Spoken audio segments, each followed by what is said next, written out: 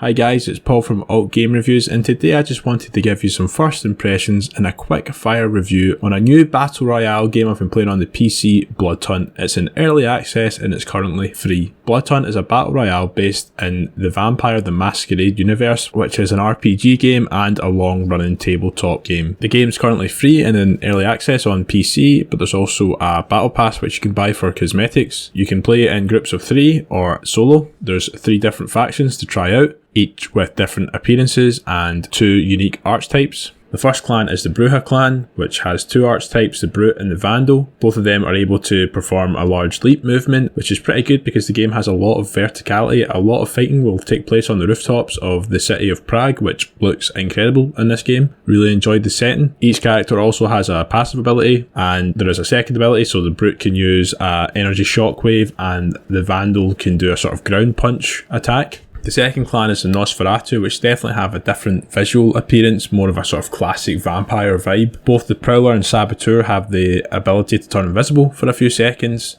The Prowler has a passive ability which shows a red trail where enemies have been wounded. They can also send a swarm of bats to reveal the position of nearby enemies, and the Saboteur can also create a poisonous gas mine. The third and final clan is the Toreador clan. They have the Muse and the Siren archetypes. They can project an illusion to full enemy players. The Muse can produce a healing regeneration aura that restores their health and any health of nearby allies. The Siren also has an ability to temporarily blind opponents. Like plenty of other Battle Royale games, you'll pick your landing spot. You might go for somewhere towards the edge of the zone to be safe, or you might go for a high tier loot area that's a little bit more dangerous, likely to be more players. And you pick up weapons of different rarity highlighted by different colours. You have 2 primaries, which could be a machine gun, a rifle, there's dual crossbows which are pretty cool. There's also a main crossbow, there's sniper rifles, and then there's also a separate melee weapon which can be axes and katanas. There are also consumables to pick up and use like armour and blood packs to restore your health. You can also restore your health by feeding on humans, but if you intentionally kill a human or use your powers in front of them, this will highlight your location on the map for 60 seconds.